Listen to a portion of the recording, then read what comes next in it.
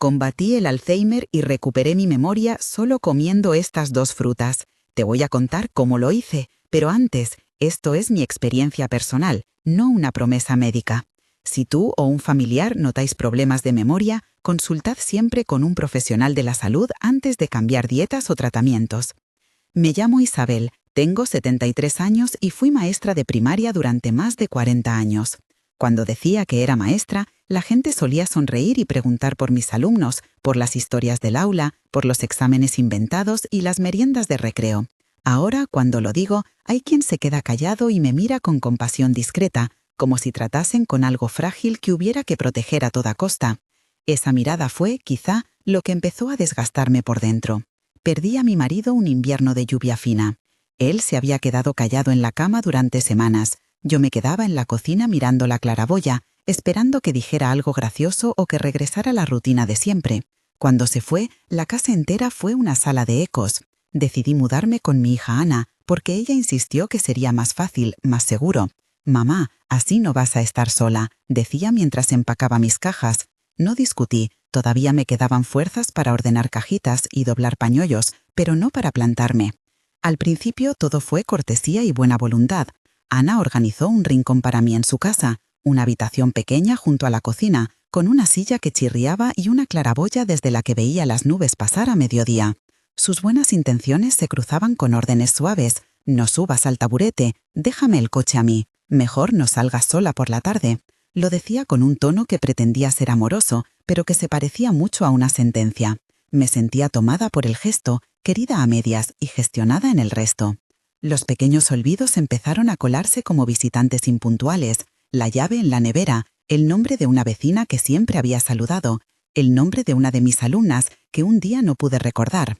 Al principio los atribuía a la fatiga, a la edad, a la falta de sueño por las noches, pero los fallos se hicieron más frecuentes. Me perdía por las calles del barrio que había recorrido en bici durante décadas. Entraba en una habitación y no sabía por qué.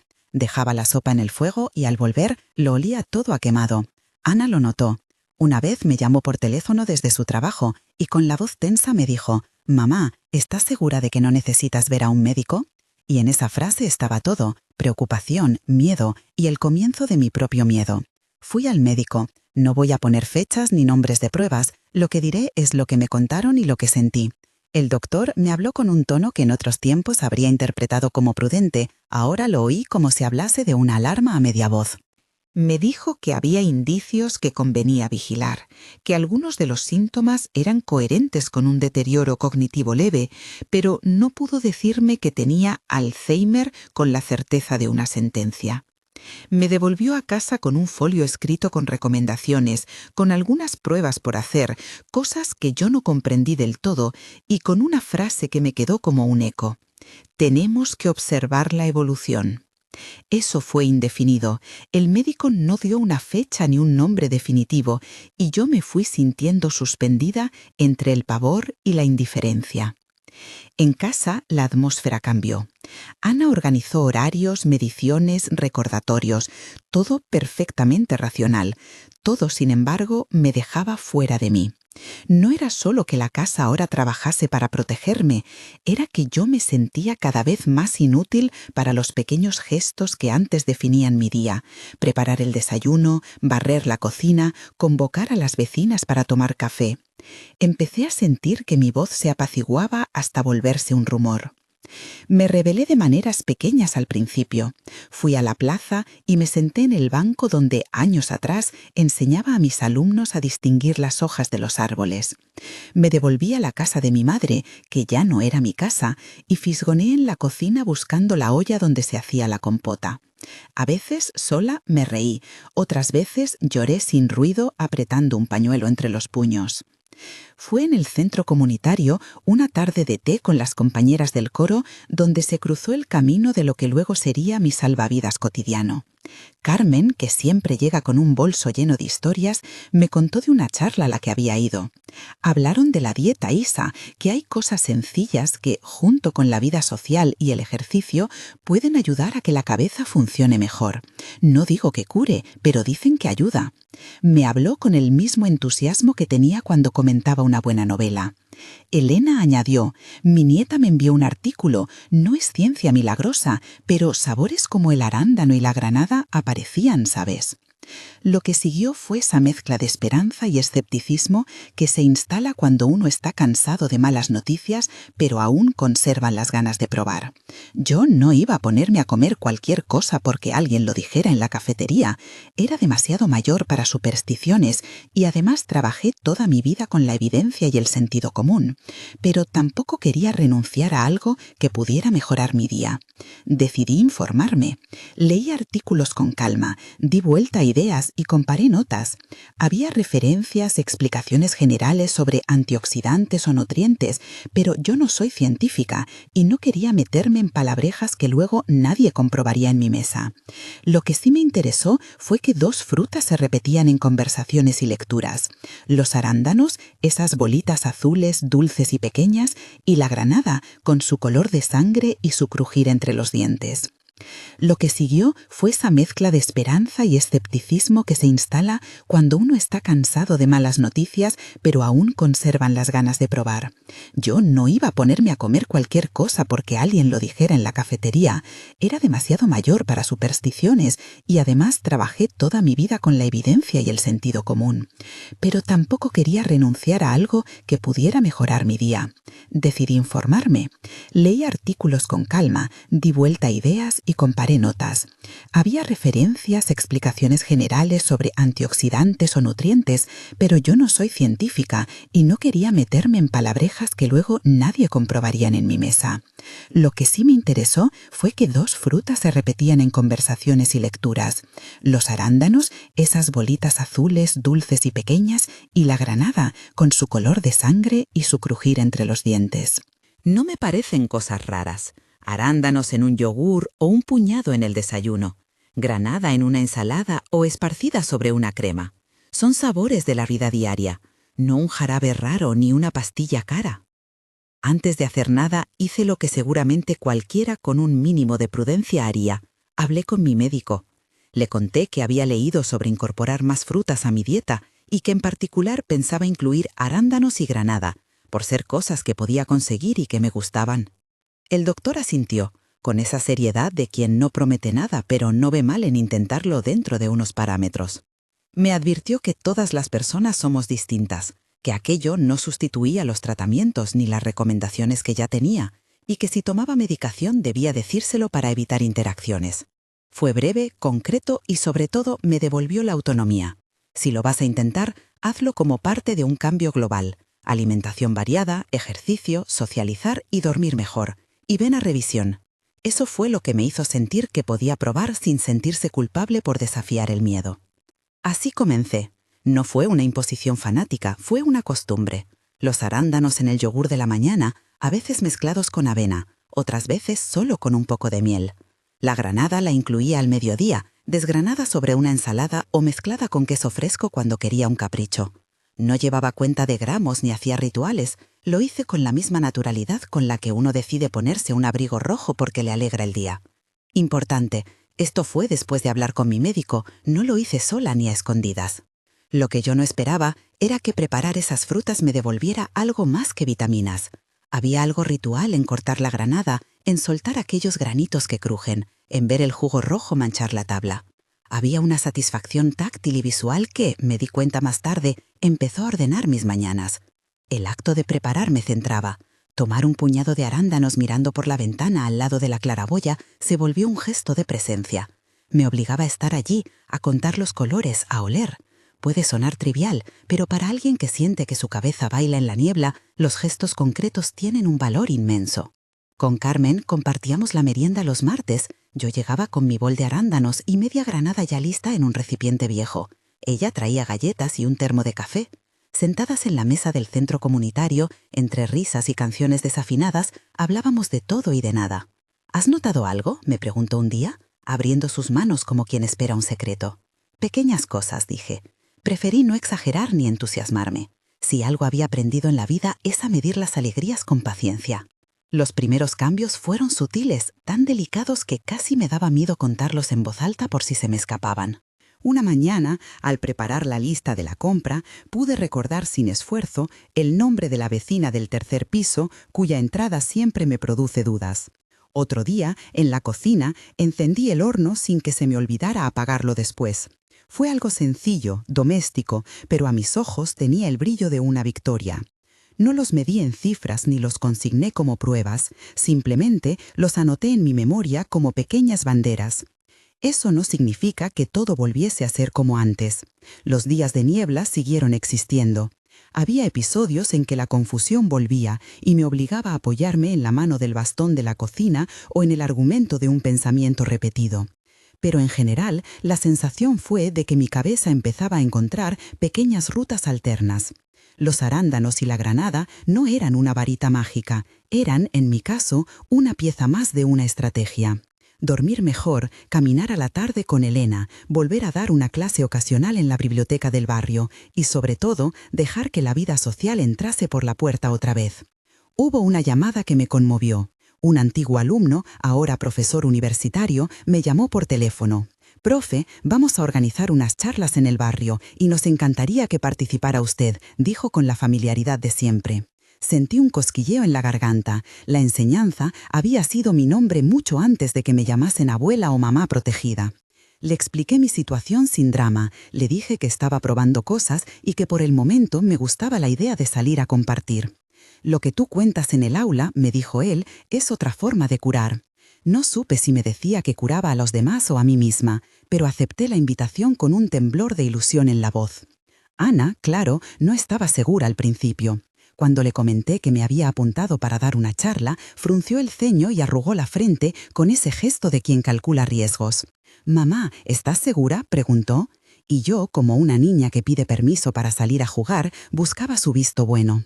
No lo hacía para enfrentarla, sino porque sus miedos me importaban y porque necesitaba que me acompañase en esta nueva tentativa. Al final, tras prometer que acudiría a las revisiones médicas y que no me aventuraría sola demasiado lejos, Ana suspiró y respondió: «Si vas, nos quedamos a esperar aquí hasta que vuelvas». A veces el amor se mide en esa espera vigilante. Otras veces se parece demasiado a la prisión. Me doy cuenta de que cuento muchas cosas pequeñas, porque las grandes no pueden sostenerse sin ellas. Recuperar nombre por nombre es un acto de paciencia, no de heroísmo. Volver a entrar en una clase me dio la excusa para ponerme un vestido con flores y peinarme como si cada broche fuese una bandera.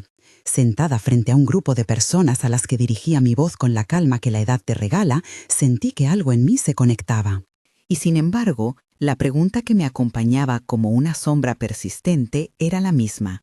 ¿Podría recuperar mi independencia total? ¿Sería capaz de volver a mi casa, a mi jardín, a mi cocina con la misma firmeza de antes?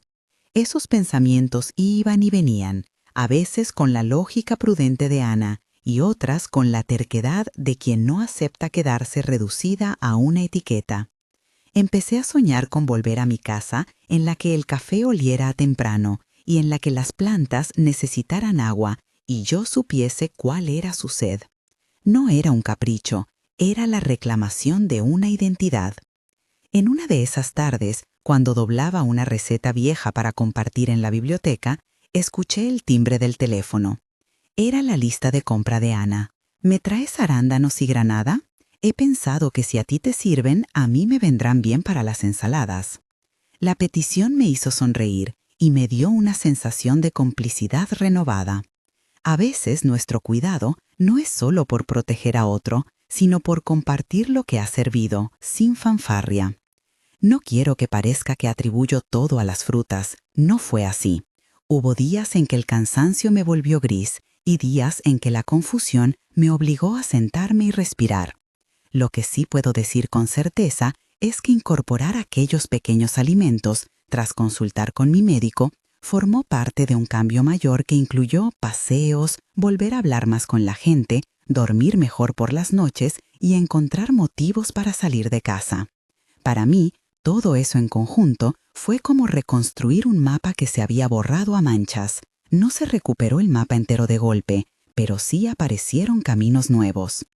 Recuerdo una tarde en la que tras una caminata al parque, preparé una taza de té y me senté junto a la ventana. Tenía en la mesa un bol con arándanos y un pequeño cuenco con granada. Miré las frutas y sentí una gratitud inesperada. No por las frutas en sí, sino por el hecho de que algo tan sencillo se había convertido en la costumbre que me ayudaba a ordenar mis mañanas y a recordarme quién era. Me dije a mí misma: Isabel, no te rindas, haz lo posible por mantener lo que te hace bien. Y me levanté para poner la mesa, con la calma de quien toma decisiones pequeñas y esenciales. Fue en ese estado intermedio, no curada, no rotunda, pero con pequeñas conquistas, donde una idea empezó a germinar en mi interior. Quizás la autonomía no era un lugar al que volver de inmediato, sino un tránsito que debía construirse con paciencia. No quería otra vida impuesta, quería una vuelta con dignidad.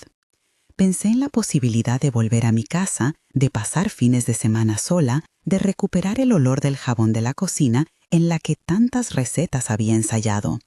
No sabía cuándo ni cómo, pero la posibilidad ya no me parecía fantasía. Entonces recibí una invitación.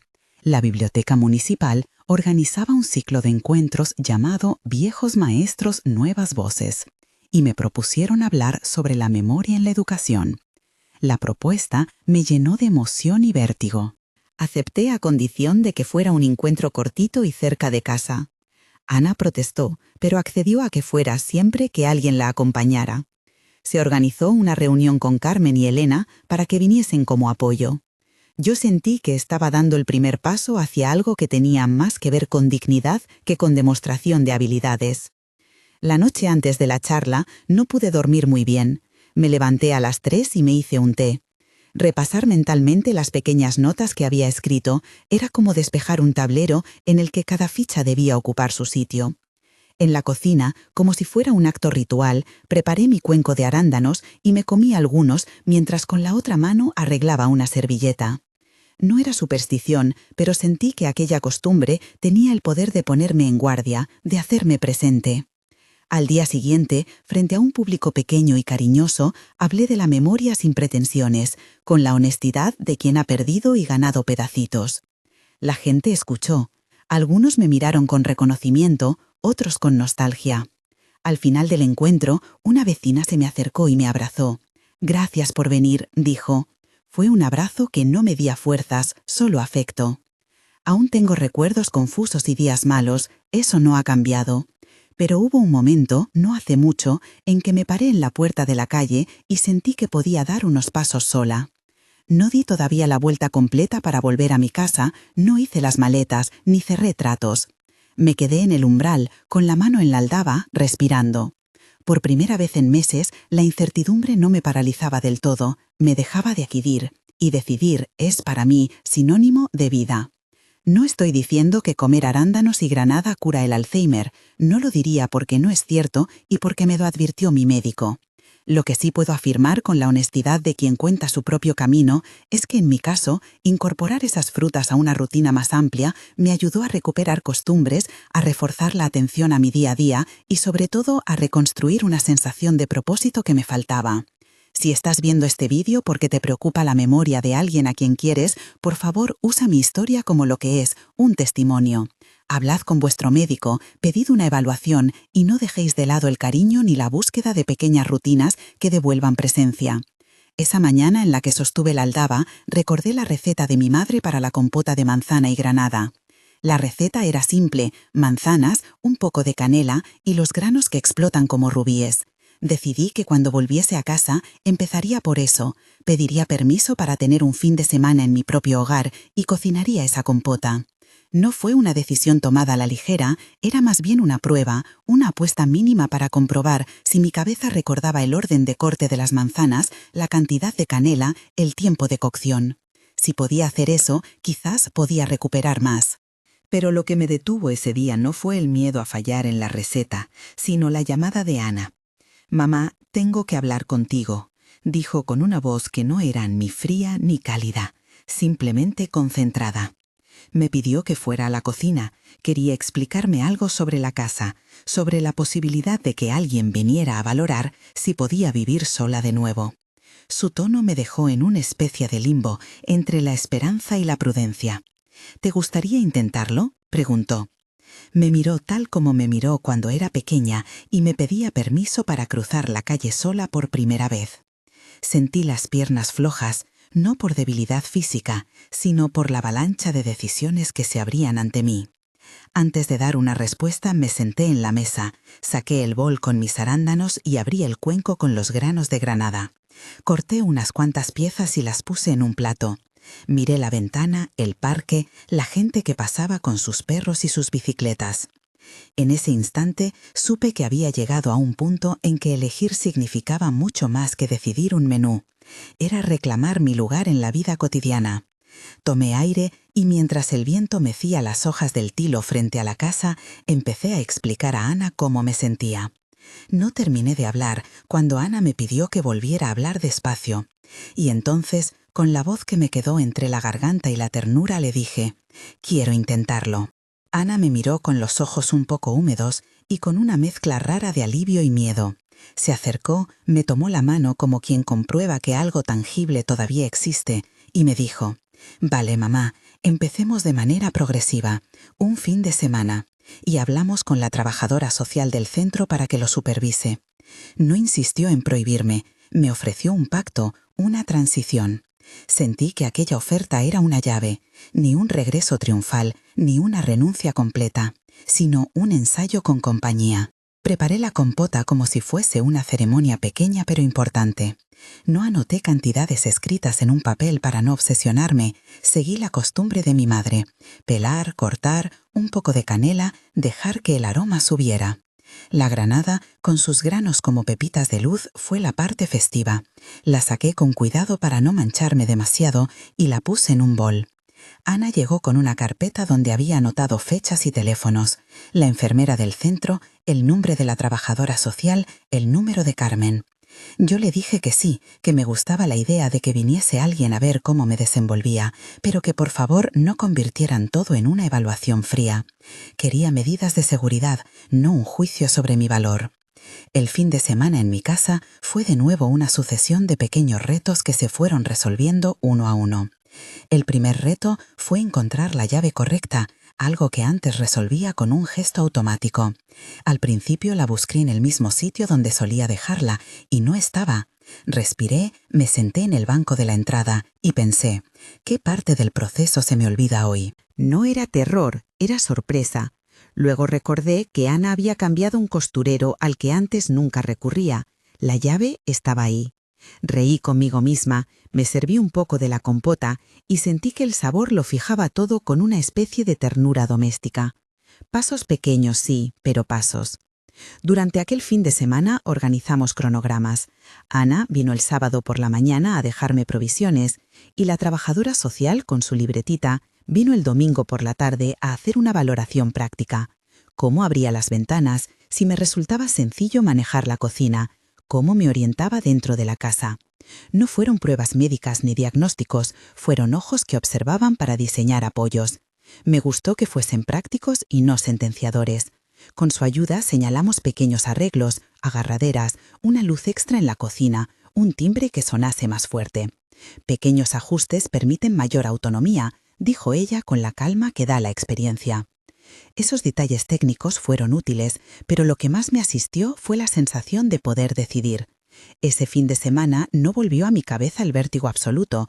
Volví a sonreír al regar las plantas de la cocina, a probar una cucharada de compota y a sacar, sin que nadie me dijera nada, el mantel con las flores antiguas que mi madre me legó. No era un gran regreso, pero era mío, y eso fue lo que invité a defender, que la vida cotidiana es el territorio donde se reivindica la dignidad. En las semanas siguientes, la rutina que incluía las frutas se consolidó.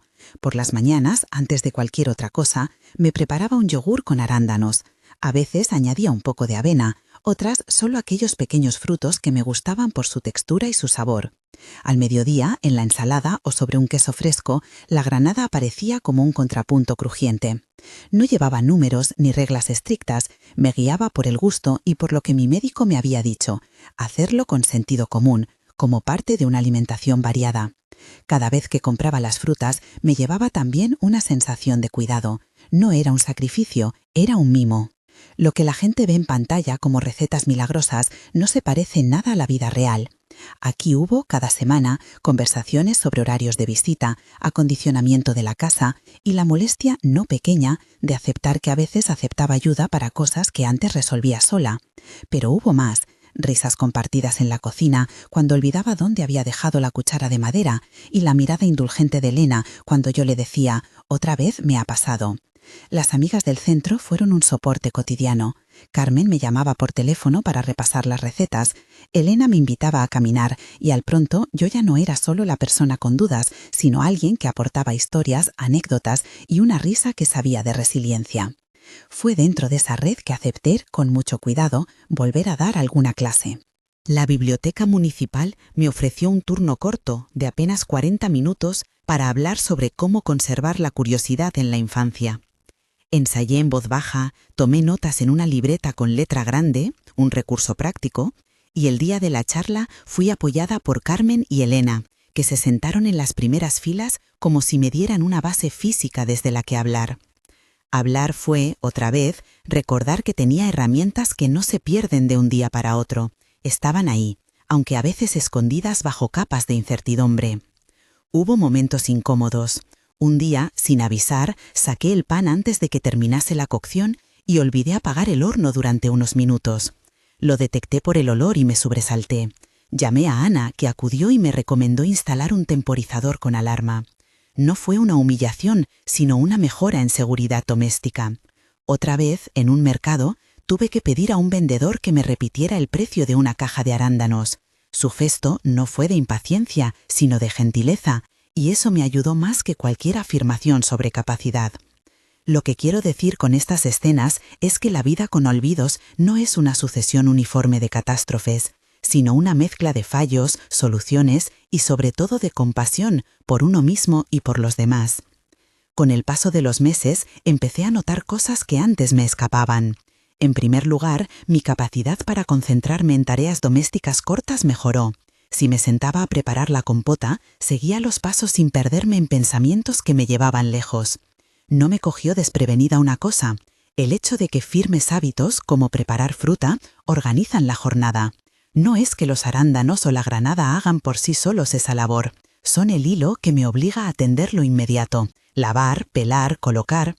Ese gesto repetido generó una disciplina amable que, junto con las caminatas y las charlas, fue consolidando una estabilidad.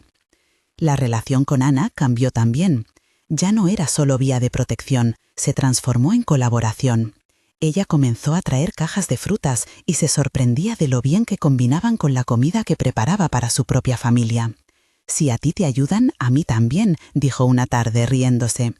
Ese reconocimiento mutuo nos acercó y las tensiones se fueron disolviendo en planes compartidos. ¿Qué arreglos hacer en la casa? ¿Quién acompañaba a la compra? ¿Cómo organizar las revisiones médicas? No todo se resolvió, porque hay heridas invisibles que llevan tiempo, pero hubo una nueva complicidad. No quiero que parezca que todo esto fue una sucesión de mejoras ininterrumpidas. Hubo recaídas emocionales. Algunas semanas regresó un cansancio que me hizo dormir mal. En esos días, mis olvidos fueron más frecuentes y me desesperé. En uno de esos episodios llamé al médico y le pedí que me viera.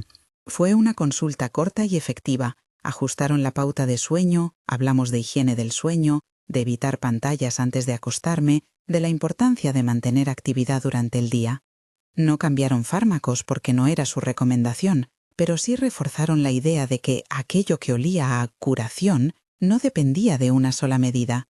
Fue un recordatorio de que cualquier paso debía estar acompañado por supervisión profesional.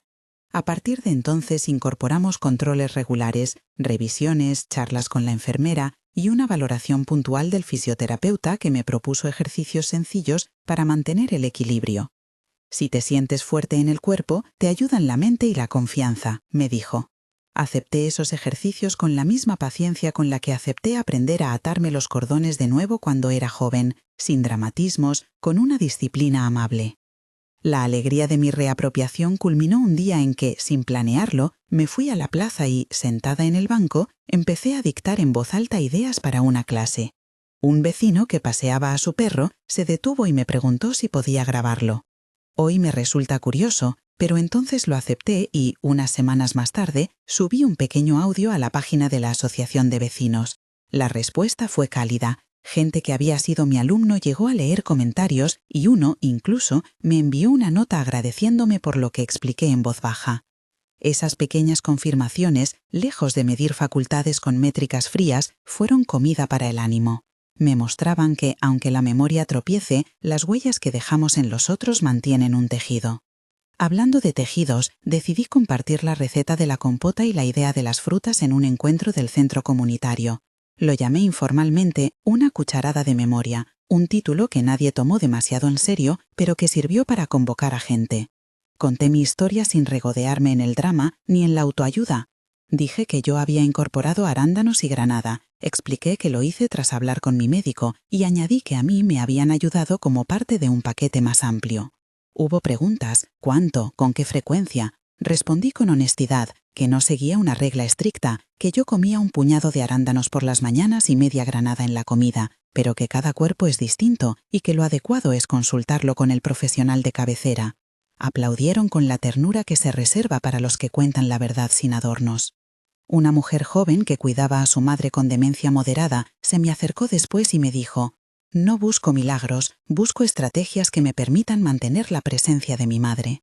Nos miramos y, sin que hubiese un diagnóstico que nos uniera exactamente, entendimos que la búsqueda de pequeños rituales puede ser un bálsamo. Le recomendé que hablara con su equipo médico, que registrase cambios y le facilité nombres de recursos comunitarios. Esa conversación me recordó por qué contaba mi historia, no para vender soluciones, sino para abrir conversaciones. En algún momento recibí un correo de un antiguo alumno que me contó que, gracias a una charla mía, su clase había decidido hacer una actividad con los mayores del barrio. Le contesté con emoción y le invité a traer a su grupo. Pensé que la memoria, entendida como práctica social, se nutre del vínculo con generaciones. No es un asunto solo de nutrición, es cultural, práctico y afectivo. La decisión definitiva de volver a mi casa llegó por fases. Una de ellas fue probar un fin de semana prolongado y pedir a Ana que se quedase en la ciudad, pero no en mi casa.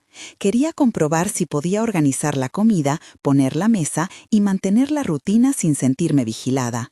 Lo conseguí con pequeñas ayudas: un teléfono que marcaba números favoritos, una lista pegada al frigorífico con los pasos de la compota y una lámpara nueva en la cocina.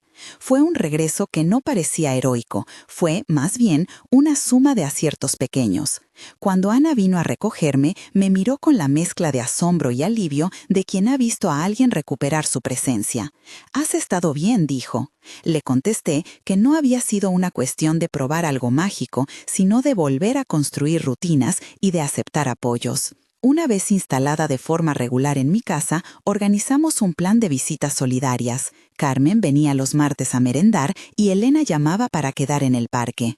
Las reuniones del centro comunitario me daban tareas cortas que mantenían la cabeza activa. A veces revisar un folleto, otras cuidar de la lista de libros que se iban a prestar en la biblioteca. Esas acciones, mínimas en apariencia, funcionaron como costuras que unieron mi día. Y en medio de todo ese movimiento, las frutas seguían siendo un gesto, un punto de referencia. Casi sin pensar, cuando lavaba los arándanos, pude sentir que el tacto frío en la mano me anclaba. Me preguntan a menudo: ¿cómo mediste la mejora? No tengo pruebas de laboratorio que presentar, ni gráficos. Mi medida fue práctica: recordar nombres, volver a seguir una receta, no perder la llave 2 veces en una semana, poder caminar sola a la tienda sin sentir un miedo paralizante. Esas mejoras, en mi caso, fueron suficientes para decidir que valía la pena intentarlo, y las asocié a todo lo demás: las frutas, el sueño más regular, la compañía, la actividad física y las revisiones médicas. Quiero ser clara, no atribuyo a los arándanos y a la granada la resolución de un cuadro clínico. Jamás diré que curaron ni que detuvieron ninguna enfermedad. Lo que sí afirmo con sinceridad es que en mi caso formaron parte de una rutina que me devolvió presencia y que me ayudó a ordenar mis mañanas. Mis médicos me recordaron siempre que lo importante era la suma de hábitos y el seguimiento profesional. Eso fue lo que hice: integrar decisiones pequeñas dentro de un control médico continuo. Con el paso del tiempo, algunas personas me preguntaron si podía compartir una especie de guía. No me parecía responsable dar una receta rígida, pero sí resultaba útil ofrecer una orientación amable. Comer más fruta, procurar variedad, mantener la actividad física y social y pedir consejo profesional antes de introducir cambios relevantes si se toman medicamentos. Para quienes queráis una referencia práctica, y repito que es solo ilustrativa y no una prescripción, yo seguía algo así: un puñado de arándanos en el desayuno y media granada al día en la comida o en la merienda, siempre respetando el apetito y las recomendaciones médicas. No es una pauta cerrada, es la costumbre que me funcionó a mí, y cada cuerpo responde distinto. Al cabo de un año, me encontré recuperando detalles que antes me costaban. La secuencia para preparar la compota ya era automática. Recordaba con facilidad el nombre de los alumnos que venían a las charlas, podía organizar una mesa para invitados y no sentir esa cosa fría en el estómago que alguna vez me paralizó. No todo desapareció.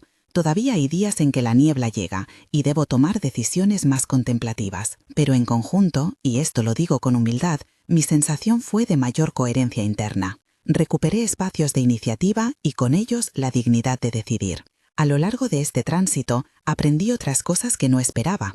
Una de ellas es que la ayuda adecuada no es la que anula al otro, sino la que le permite practicar la autonomía. Ver a Ana transformar su protección en acompañamiento fue una de las lecciones más bonitas. Otra fue comprender que los rituales cotidianos, incluso tan simples como pelar una granada, pueden tener un valor psicológico enorme. Nos conectan con el presente, con la textura de las cosas y con la memoria corporal que tantas veces olvidamos.